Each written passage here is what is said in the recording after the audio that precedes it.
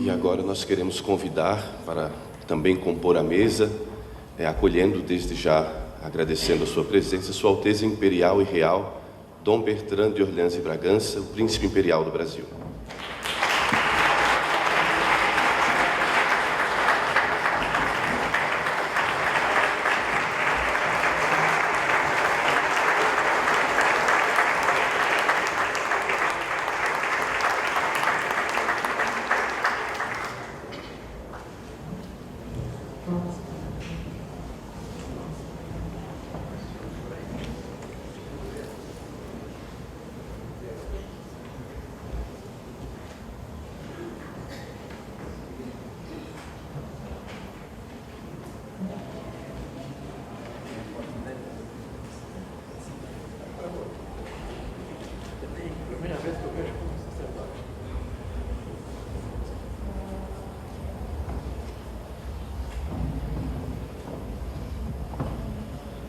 Dom Bertrand, muito conhecido de todos nós, é bisneto da princesa Isabel, a Redentora, trineto de Dom Pedro II. Desde muito jovem, Dom Bertrand recebeu uma esmerada educação, uma formação católica muito sólida, tendo sido orientado por seu pai para ter o gosto doutrinário e a análise dos acontecimentos nacionais e internacionais. Celibatário, vem dedicando a sua existência à difusão dos ideais católicos no nosso país. Mais uma vez, uma salva de palmas.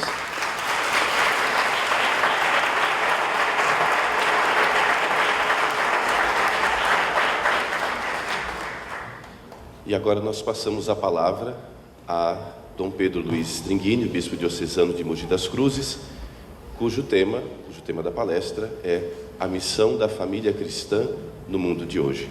Com a palavra, Dom Pedro. Bom dia. Está forte aqui. Por que está tão forte? Eu vou sugerir, quem está controlando, pode abaixar um pouquinho, está um pouco forte. Eu vou sugerir que a gente se levante um minuto, porque já ficamos sentados, que a gente faça a invocação ao Espírito Santo. E antes ainda, eu vou sugerir mais uma coisa. Vocês viram que com a saída do padre Miquelino, que nós éramos 4 cadeiras aqui, nós nos ajeitamos um pouquinho, o Tiago veio mais para o centro, outra cadeira que foi tirada. Se quem está do Mercado, do Antônio Mercado, para aqui para frente, se vocês puderem dar um passo com a cadeira, um passo, vocês estão tão apertadinhos, olha o corredor lá, um passozinho com a cadeira. Isso, pronto, já melhorou, olha aí, pronto, dá um fôlego. Vinde, Espírito Santo, enchei os corações dos vossos fiéis e acendei neles o fogo do vosso amor. Enviai o vosso Espírito e tudo será criado e renovareis a face da terra. Oremos. Ó Deus, que instruíste os corações dos vossos fiéis com a luz do Espírito Santo, fazei que apreciemos retamente todas as coisas segundo o mesmo Espírito, e gozemos sempre da sua consolação, por Cristo Senhor nosso. Amém.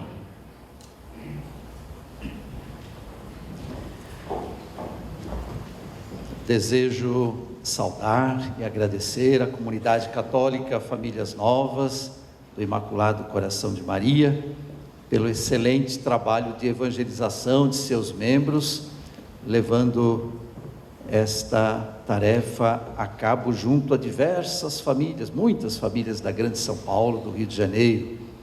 Eu saúdo com carinho os fundadores, Nonô e Benê, e claro, saudando a Nonô, saúdo de modo especial Dona Estela.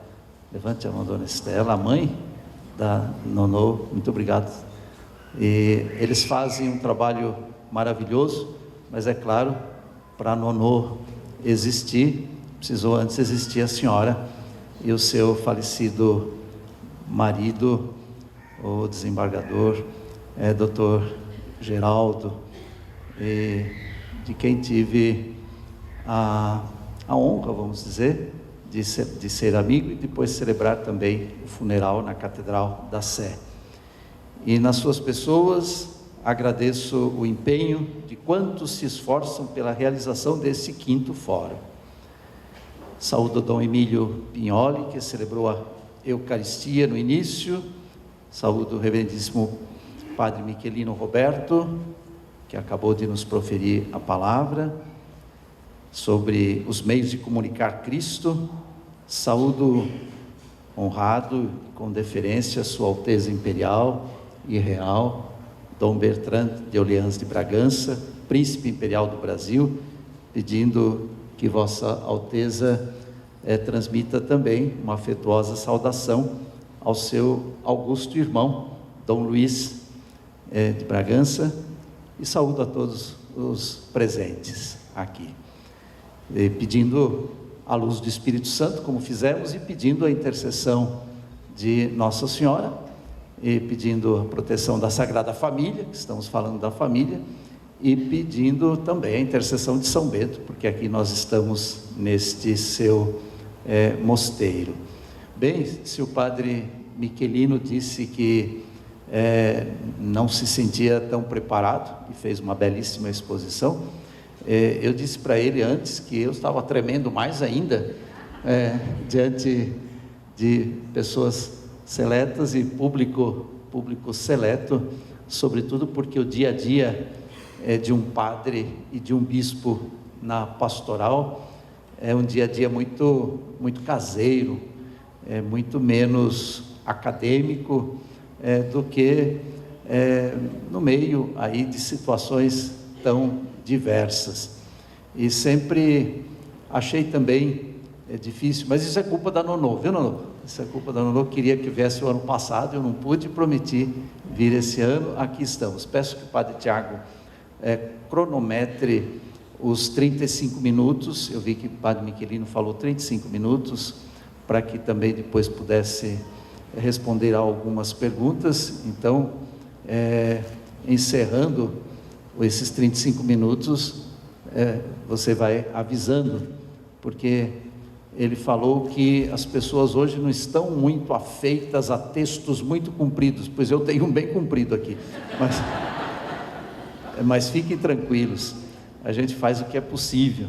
E eu escrevi exatamente porque eu estava tremendo, com medo que não desse conta.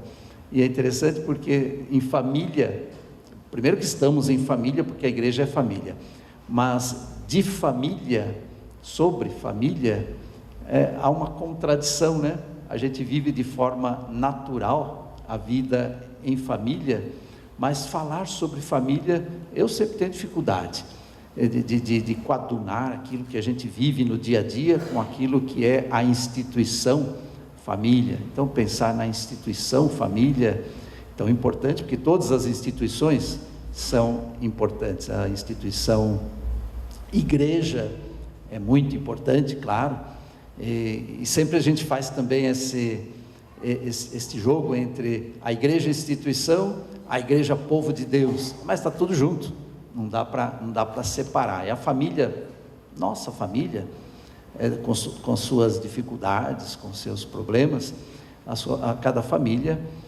também está ligada à instituição família.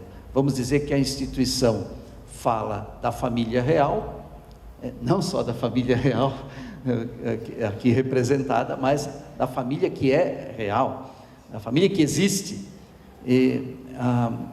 Ou melhor, a instituição fala da família ideal e temos a família real, que é a que existe com seus problemas. Então a gente tem que fazer sempre esta ponte entre o real e o ideal. E claro, a família do dia a dia, a família do jeito que ela é, com seus problemas, e todos nós temos nas nossas famílias, ela tem como parâmetro ideal a instituição que é boa, que é necessária, que é até perfeita.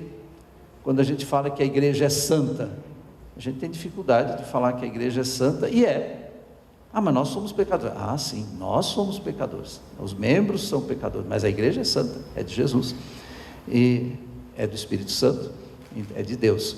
Então, eu de fato tenho um pouco esta dificuldade. Eu me recorri a familiares consórcio, que vocês conhecem bem.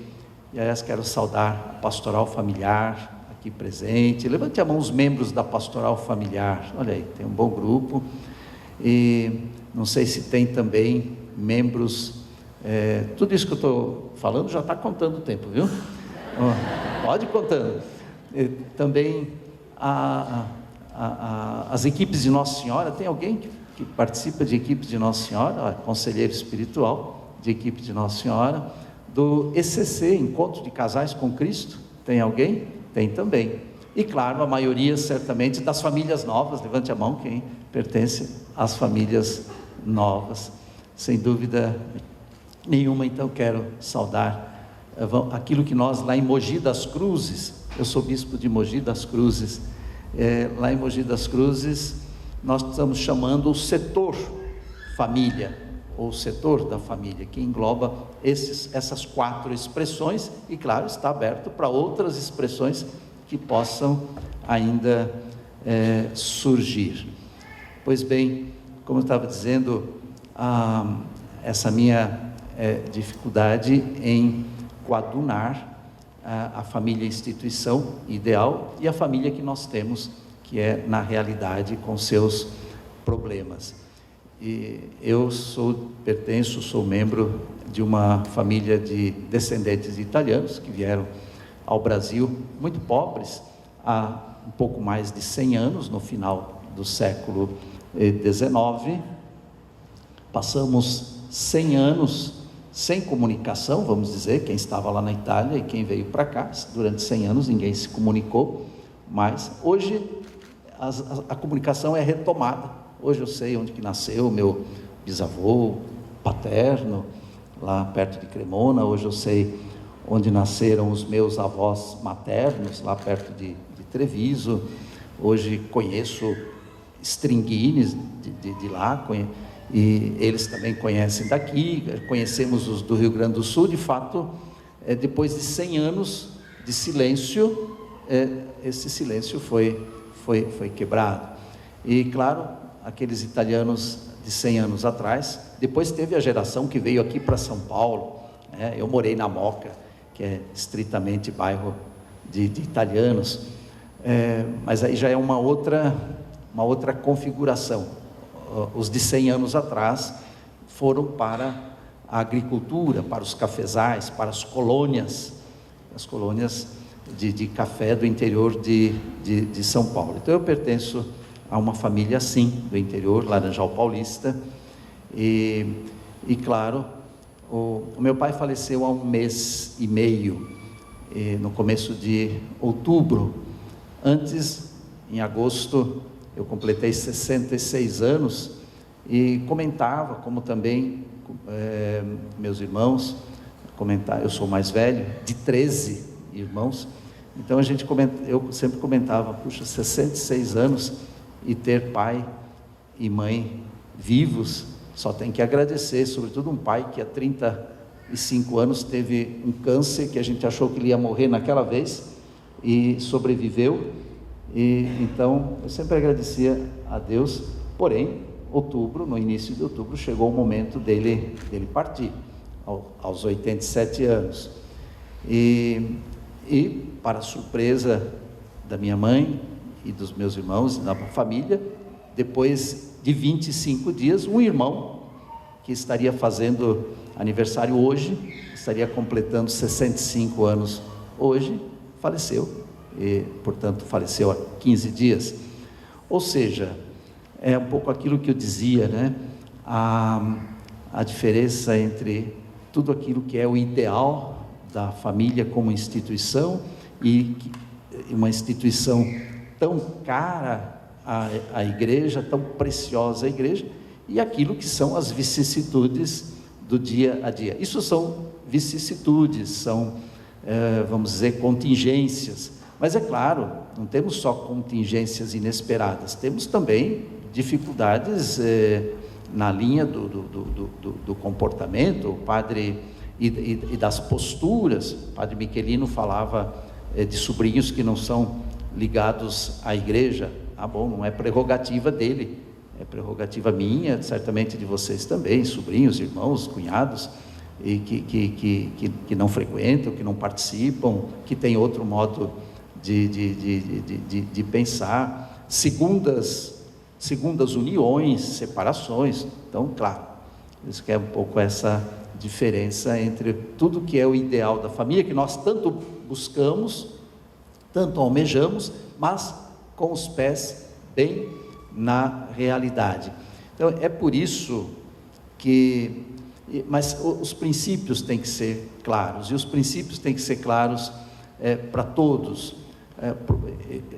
O meu pai, por exemplo, que era um agricultor, mas ele tinha claríssimo 3 princípios na vida dele: a família, o trabalho e a religião. Ele foi enterrado no caixão, foi o chapéu, porque ele usou chapéu a vida inteira, usava um chapéu para ir na roça, e depois um chapéu melhor para ir aos domingos à missa. E a minha sobrinha, com 12 anos, lá nós estávamos velando com o caixão, e na igreja, por sinal, na matriz de Laranjal Paulista, e a minha sobrinha falou: vamos colocar o chapéu no pé do nono. Pôs o chapéu lá, mas ele foi também com a fita de congregado mariano, que ele frequentou, congregação mariana que ele frequentou como moço e como casado. Nós éramos pequenos, eu e este irmão que morreu, éramos os primeiros.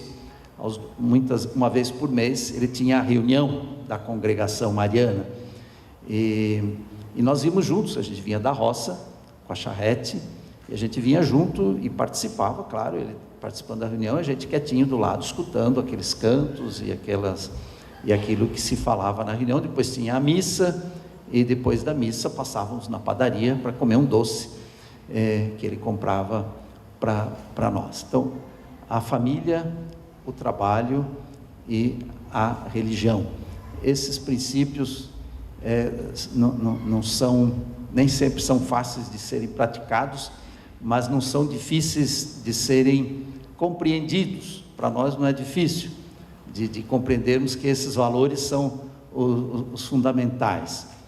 Depois, claro, talvez seja difícil comunicar, como disse o padre Michelino. Nós temos tão claro na nossa mente, no nosso coração, tudo isso, e depois nem sempre temos a facilidade de comunicar tudo isso até para as novas gerações das nossas próprias famílias. Mas a comunicação, ele falou bastante da comunicação explícita, mas é claro, ele não deixou de falar também que a comunicação se faz pelo testemunho. Eu penso que meus pais e os pais, a dona Estela com seu marido e os pais de todos nós, mais falaram pelo testemunho do que até pelas alocuções que eles poderiam fazer sobre a família. Eles foram vivendo e testemunhando a importância, como fez meu pai, da família, da religião e do trabalho. E claro, a igreja procurou sempre, então, refletir e sistematizar tudo isso, como fez o Papa São João Paulo II na Familiares Consórcio. Aqui eu vou ler um pouquinho. Desde os tempos, falando dos desafios do nosso tempo, o padre Michelino já mencionou também, desde os tempos da Revolução Industrial, o mundo tem experimentado rápidas e profundas mudanças. À medida em que avançam a técnica, a ciência, as distâncias são encurtadas. Eu falava dos 100 anos sem comunicação, agora a possibilidade. Os meios de acesso à educação e à cultura tornam-se mais acessíveis, o progresso material dos povos se torna mais patente. Contudo, esse progresso material, científico, técnico, não tem sido acompanhado por uma maior e mais profunda reflexão espiritual, moral e cultural. O avanço naqueles primeiros campos mencionados corresponde, infelizmente, a graves retrocessos nesses últimos campos espiritual, moral e cultural. O século XX foi marcado por conflitos. Estamos começando o século XXI. Somos, a maioria de nós, a menos aqueles que têm menos de 20 anos, de 20 anos para baixo, mas os outros somos do século passado, então século XX, que foi marcado por conflitos sangrentos, por guerras de proporções mundiais. E no meio desse turbilhão encontra-se a família cristã. Se por um lado a instituição familiar e seu pilar, o matrimônio, são células primordiais e indispensáveis da humanidade e fundamento do tecido social de todas as culturas, por outro lado, são vítimas nesse contexto de grandes e orquestrados ataques.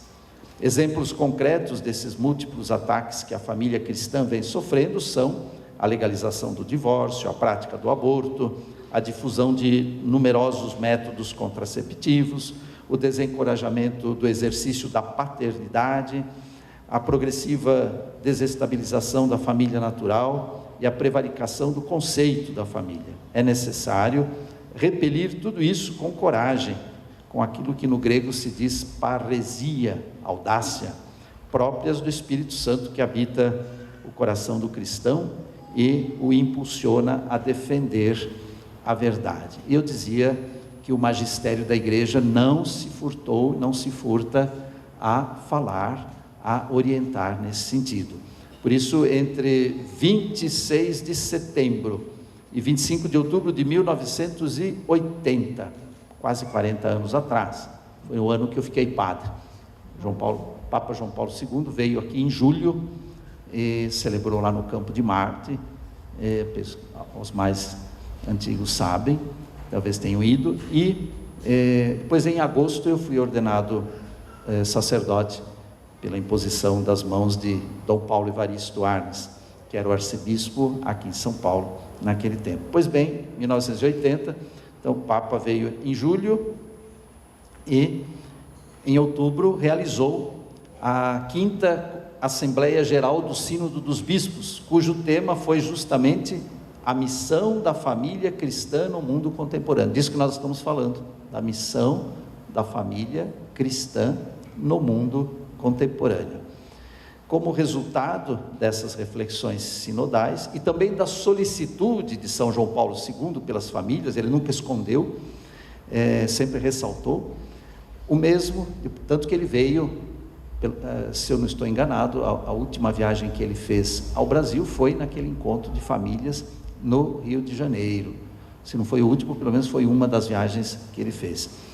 E naquela ocasião, em 81, depois do sínodo, publicou a exortação apostólica Familiares Consórcio, seria a sociedade da família, ou a sociedade familiar, em novembro de 1981. E não foi a primeira vez que a voz do magistério pontifício se levantou em defesa da família. Numerosos papas antes também se preocuparam. Papa Leão XIII, com a encíclica em 1880, 100 anos antes da Familiares Consórcio, a encíclica Arcanum Divine, abordando questões do seu tempo sobre o matrimônio e a família. Leão XIII, final do século XIX, que foi o bispo também da doutrina social, o bispo não, o Papa, da doutrina social da igreja. Depois, Pio XI, final de 1930, com a encíclica Casti Connubii, Matrimônios Castos, sobre o matrimônio cristão, na qual a encíclica enfatiza o caráter livre da união matrimonial e sua ordenação a uma estreita colaboração com Deus na ordem da criação. Depois vem o Papa Pio XII, com tantas alocuções sobre a família. E depois vem o Concílio Vaticano II, no decreto Apostolicam Actuositatem, a atividade apostólica, 1965, já quase que no final do concílio, chamando os esposos cristãos de cooperadores da graça e testemunhas da fé, um para com o outro, para com os filhos e para com os demais familiares. Os padres conciliares reiteraram o entendimento da igreja, apoiado nas escrituras e na tradição, de que a missão da família como célula vital da sociedade vem de Deus, vontade de Deus, não é invenção humana, não é invenção da instituição igreja, é vontade de Deus. Para o concílio, a família cumprirá essa missão se mostrar pela piedade mútua dos seus membros, pela oração feita a Deus em comum, como que o santuário doméstico da igreja. Família, santuário doméstico da igreja. Se toda a família se inserir no culto litúrgico da igreja, e finalmente se a igreja exercer uma hospitalidade, hoje estamos falando bastante de acolhida, hospitalidade atuante e promover a justiça e outras boas obras em serviço de todos os irmãos que sofrem necessidade. Entre as várias formas de exercer o apostolado familiar, o decreto conciliar Apostolicam Actuositatem enumera adoção de crianças abandonadas, acolhimento benevolente dos estrangeiros, auxílio dos adolescentes através de conselhos e meios materiais, a devida preparação dos noivos para o sacramento do matrimônio, o ensino da catequese em família, ajuda aos anciãos e, naturalmente, o auxílio aos esposos e famílias em dificuldade material ou em crise moral. Os desafios que se põem às famílias cristãs nesse novo milênio que nós estamos vivendo intensificam-se. Se esses desafios já eram descritos no milênio passado e no século passado pela Familiares Consórcio, agora já atravessamos o século, já atravessamos o milênio e as coisas avançaram para o positivo, também para o negativo. A destruição dos valores cristãos presentes na sociedade passa necessariamente pela desestabilização dos elementos constitutivos da instituição familiar. Quais sejam? 3, pelo menos: união monogâmica entre homem e mulher, caráter de fecundidade, essa palavra é importante, fecundidade do matrimônio, e o papel precípuo da família na educação das crianças e dos jovens. A gente terceirizar tudo não é possível. Quantos minutos já foram? Ainda faltam 15. Então tá bom. Terceirizar tudo não pode. Uma pergunta que eu sempre faço, não adianta nada, mas eu faço para mim. A minha mãe, que teve 13 filhos, ela passou 20 anos dentro de casa, porque 13 filhos, diferença de 1 ano e meio, 2, teve que ficar pelo menos uns 20 anos dentro de casa. Depois descontou, claro, depois que todos cresceram, até lá na Itália, para ver onde os pais nasceram, ela foi comigo, eu a levei. Mas por uns 20 anos, eu nem sabia, nem conhecia a palavra creche, nem conhecia. Hoje eu fico pensando, as instituições são tão custosas.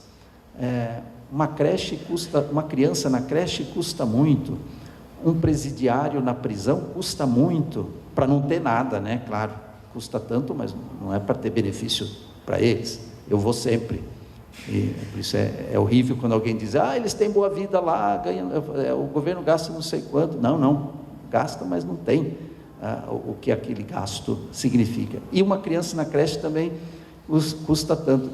E eu pergunto se às vezes essa criança não custa mais do que aquilo que a mãe ganha para ir trabalhar. Então não era melhor ela ficar em casa, cuidando da criança e receber lá dentro de casa? Parece que faz sentido. Então, o papel da família na educação das crianças e dos jovens. Eu tenho uma irmã que era diretora de creche, lá em São Mateus, na periferia de São Paulo. Uma vez eu entrei nessa creche e a criançada ficou doida. Eu entrei como padre, a criançada ficou doida, veio todo mundo por cima de mim. E eu falei para minha irmã, escuta, mas vocês não dão carinho para essas crianças? Olha como são carentes. Ela falou, nós damos carinho, mas nós somos mulheres, eles precisam também do carinho de pais. Nós fazemos o papel de mães, eles precisam também a figura do pai. Então eles são carentes da figura masculina, por isso que eles pularam tanto em cima de você.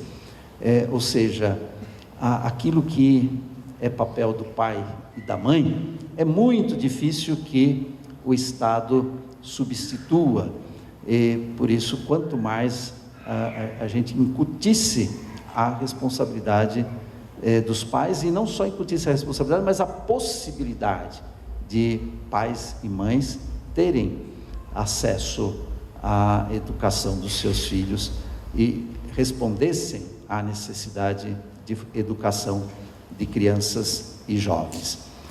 Bem, uma palavrinha sobre a Familiares Consórcio, uma palavrinha da introdução e uma da conclusão, que ela é comprida, é difícil, porque Papa João Paulo escreveu muito e é prolixo no escrever.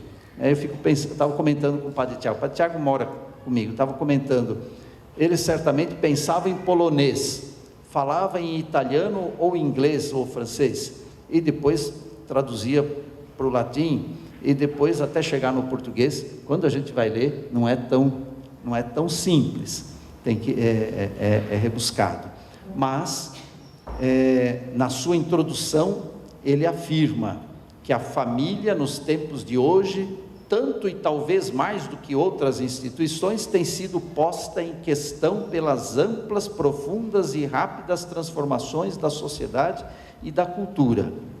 Porém, diz ele, logo na introdução, logo no primeiro parágrafo, porém, diz ele, felizmente, muitas famílias, ele fala de 3 tipos diante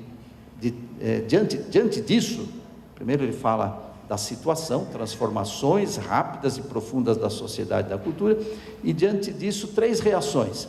Felizmente, a primeira, muitas famílias vivem esta situação na fidelidade àqueles valores que constituem o fundamento do Instituto Familiar, Familiares Consórcio. O primeiro exemplo. Primeiro caso. Mas outras já se tornaram incertas, perdidas, frente a seus deveres. Consumismo, por exemplo, mais importante o carro moderno do que uma atenção ao filho, o shopping.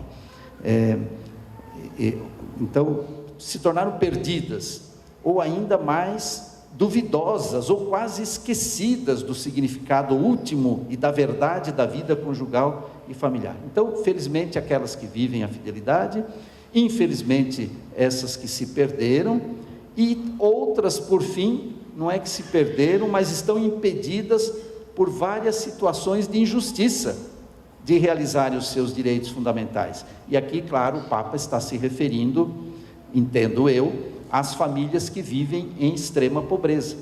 Então não é que eles pensam se querem fazer tudo certo na fidelidade, na educação, ou não querem o consumismo, isso e aquilo, dinheiro e tal. Não é que é a própria situação de extrema pobreza que confunde tudo.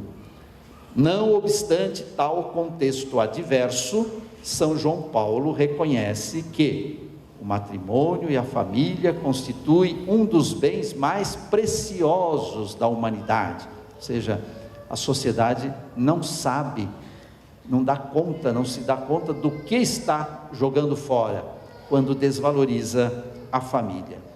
E o Papa reconhece também que a Igreja oferece seu serviço a cada ser humano interessado nos caminhos do matrimônio e da família, e que a Igreja se interessa particularmente pelos jovens, abrindo-lhes novos horizontes, ajudando-os a descobrir a beleza e a grandeza da vocação ao amor e ao serviço da vida.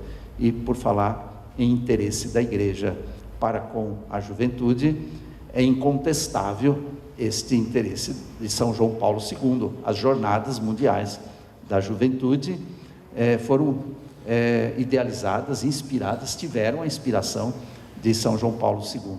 Eu participei pela primeira vez da jornada, quando foi a última dele, 2002, eu era bispo novo, 2002, no Canadá, foi a primeira que eu fui, e no final, vejo que Dom Antônio também está chegando, a gente pode desde já saudá-lo e dar uma salva de palmas.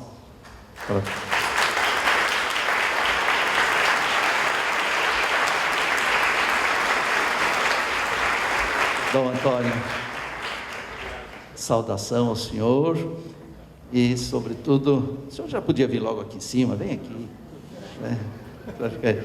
Dom Antônio é dos bispos o que mais o mais versado em toda essa questão da família. Me lembro que uma vez eu vi o senhor num programa de televisão e fiquei tão feliz e assim com a alma lavada, porque a gente saía, comentei dizendo, bom, este nos defendeu e nos defendeu com propriedade, porque é médico, antes de tudo, é cristão, é sacerdote, é bispo e, portanto, vai chegar um momento que nós vamos ouvi-lo com a graça de Deus. Eu estou aqui, Dom Antônio, encerrando quase a minha reflexão, fazendo referência a Familiares Consórcio. No início dela, em que Papa João Paulo promulgou e fala dos desafios da sociedade à família, fala das respostas positivas ou negativas que nós damos e fala do interesse da igreja e fala também do interesse da igreja pela juventude, aqueles que vão abraçar de modo especial o matrimônio. E aí eu lembrava das jornadas mundiais da juventude por ele instituídas. Bem, na conclusão, falei da introdução da Familiares Consórcio, falo da conclusão da Familiares Consórcio, porque, como eu disse, no meio tem muita coisa, quero deixar um pouco aí o suspense e o desejo de quem já leu, ler de novo, e quem não leu, os mais jovens, se ainda não leram, lerem, porque é muito rico esse documento. Na conclusão, a Familiares Consórcio é bem categórica sobre os seguintes aspectos. Eu elenquei 5. O futuro da humanidade passa pela família. É conhecida essa frase, né? Vamos repetir juntos? O futuro da humanidade passa pela família. Número 2. Compete aos cristãos a tarefa de anunciar com alegria e convicção a boa nova acerca da família. E vale dizer, anunciar o evangelho da família. Vocês conhecem isso também. Vamos repetir? Anunciar o evangelho da família. Depois, número 3, a família se apresenta como instituição divina desde a criação, desde a primeira página do Gênesis. Por amor, Deus chama o ser humano ao amor. Vamos repetir essa frase também. Por amor, Deus chama o ser humano ao amor. Número 4, a família de Nazaré é protótipo e exemplo de todas as famílias. Claro, está aqui. Se eu estou enxergando bem, é isso, né? A Sagrada Família que está aqui, não é? Nós todos estamos de costas aqui, na Sagrada Família. A família de Nazaré é protótipo e exemplo de todas as famílias. E número 5, a família cristã é chamada a ser igreja doméstica. É difícil, de fato, para uma criança ser igreja, sentir a igreja, sentir iconeclésias, sentir a igreja lá na igreja, se ela não a sente em casa. Eu sempre lembro de meu pai, eu falei que a gente ia à missa ao domingo com ele na cidade. Às vezes a gente não ia, por algum motivo, e ele voltava da missa e contava o evangelho, porque naquele tempo era em latim, então o padre contava aquilo que ele lia, depois ele contava na homilia.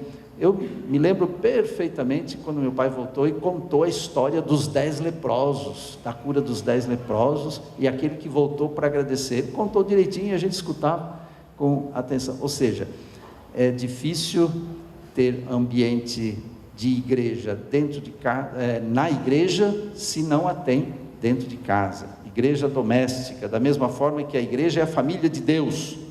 São Paulo fala, carta aos Efésios, vós sois a família de Deus. Então a igreja é a família de Deus, uma espelha na outra, né? A igreja como família, a família como igreja doméstica, e que cada família cristã possa tornar-se uma pequena igreja, contando com o auxílio de Nossa Senhora. Uma outra coisa que é importante lembrar, que une também igreja e família, a palavra aliança. A palavra aliança, né? Esta aliança serve para falar do amor de Deus, e serve para falar do amor dos esposos, e serve para falar do amor na igreja. Então, esta palavra aliança nos une. O ponto de partida é o ensinamento bíblico de que Deus ama seu povo. Aliança, enquanto vínculo de amor, é a palavra central da revelação, visto que o amor é vínculo da perfeição, como diz São Paulo nos Colossenses. Aliança e amor são palavras, diz a Familiares Consórcio, são palavras vivas e concretas com que homem e mulher declaram o seu amor conjugal. Jesus Cristo é o esposo da igreja. Dom Benito outro dia nos dizia que nós esquecemos um pouco dessa imagem. Nós temos muito presente a imagem da igreja como corpo de Cristo, mas ele dizia, temos que ter também muito presente a imagem de que a igreja é a esposa de Cristo, e Cristo é o esposo da igreja. Ele é o dom de amor para a humanidade. O matrimônio dos batizados torna-se assim símbolo real da nova e eterna aliança decretada no sangue de Cristo. Amor conjugal equivale à caridade conjugal, amor no sentido ágape. E depois o matrimônio enquanto sacramento. O matrimônio dos batizados é um dos 7 sacramentos da nova aliança, e se liga à Eucaristia. Acho bonito quando uma das invocações, quando apresentamos o Santíssimo Sacramento, felizes os convidados para o banquete nupcial do Cordeiro. E, claro, o tempo já está acabando, eu vou também terminando. Eu escrevi aqui alguns aspectos da missão da igreja para com a família: evangelizar a família, levando em conta a beleza e a grandeza do matrimônio, fecundidade, fidelidade, indissolubilidade, mas levando em conta a cruz também, a beleza por um lado e a cruz. Quem quiser ser discípulo, tome a cruz e siga. A missão da igreja de defender a vida sempre, já falamos disso. Missão da igreja de uma atenção especial para as famílias mais pobres, e depois missão da igreja de concretizar através das pastorais, pastoral familiar, etc, etc. Missão da igreja, mas também a missão da família. Alguns aspectos da missão da família cristã no mundo. Família cristã no mundo. Então, primeiro tem que ser família, essa é a missão. Depois tem que ser cristã, e depois tem que estar no mundo. Nós vemos como não é fácil estar no mundo, né? Nós falamos uma coisa, o mundo fala outra. Então eu fujo. Não, a gente foge de vez em quando, como estamos aqui, para refletir, mas depois para voltar e se inserir. Então, primeiro aspecto dessa missão da família é aquilo que a Familiares diz: família, torna-te aquilo que és. A missão da família é compreendida a partir da sua identidade. Missão, identidade e missão. Missão, identidade é o ser e sua dignidade. Missão é o agir. A partir da identidade é que nós agimos. Serviço à vida, participação no desenvolvimento da sociedade e participação na vida e na missão da igreja. E depois, por fim mesmo, para encerrar, eu recordei alguns aspectos, até deu 10 por sinal, não tinha pensado que eram 10, mas deu 10, este elenco, aspectos muito práticos. Ser família, não permite, primeiro ser família, como eu disse, não permitindo a desestruturação e a dissolução.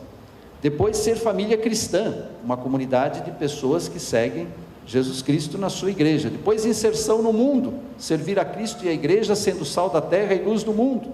A palavra de Paulo: não vos conformeis com este mundo, mas transformai-vos, renovando vossa mente, a fim de poderes discernir qual é a vontade de Deus, o que é bom, agradável e perfeito. Pois 4, retomar o sentido da autoridade irrenunciável dos pais. Essa história de que o pai, para o filho não amolar, dá tudo que o filho pede, mas não dá o amor, não dá o carinho, não dá a educação. Então, os pais não renunciarem à sua autoridade e os filhos não renunciarem ao respeito, obediência aos pais. Número 5, reconhecer a necessidade e o valor do sacrifício de todos. Na família tem que ter compreensão, tolerância, perdão, reconciliação. Número 6, valorização do trabalho do homem e da mulher, do trabalho doméstico e do trabalho público. Número 7, atenção solidária, samaritana e pastoral aos mais frágeis. Quem são os mais frágeis na família? Os doentes, as crianças, os idosos. Esse negócio hoje, isso é um comentário meu, esse negócio de pensar o mundo e fazer as crianças inserirem-se no mundo dos adultos,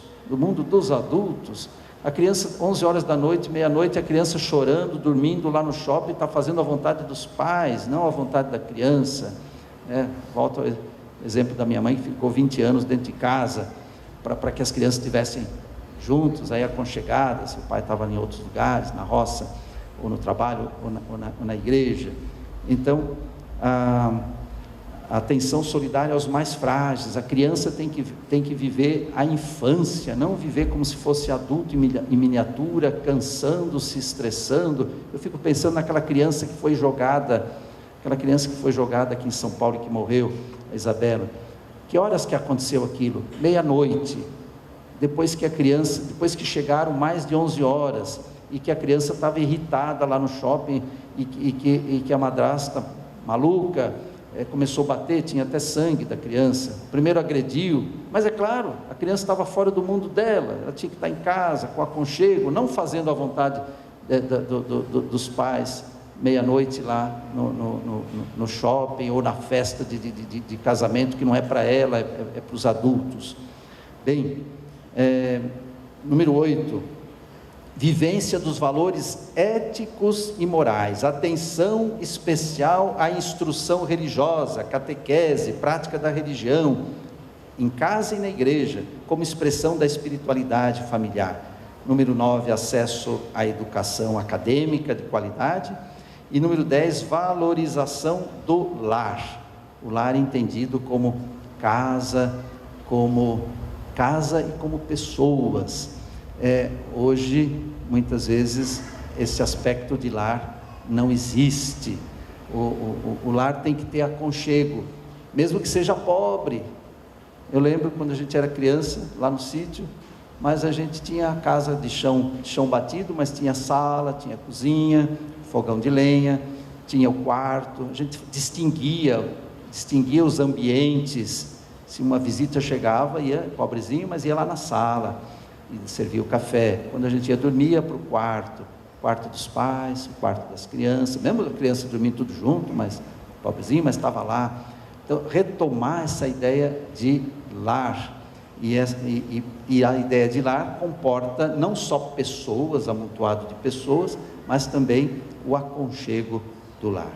Bem, para encerrar de verdade, São João Paulo recorda que a história não é simplesmente um progresso necessário para o melhor, mas antes um acontecimento de liberdade, e ainda um combate entre liberdades que se opõem entre si, segundo a conhecida expressão de Santo Agostinho em De Civitate Dei, um conflito entre dois amores, o amor de Deus impelido até o desprezo de si, e o amor de si impelido até o desprezo de Deus. Escolher entre esses dois, discernir entre esses dois amores. Segue-se que só a educação para o amor, radicada na fé, pode levar a adquirir a capacidade de interpretar os sinais dos tempos, que são a expressão histórica deste duplo amor. Muito obrigado.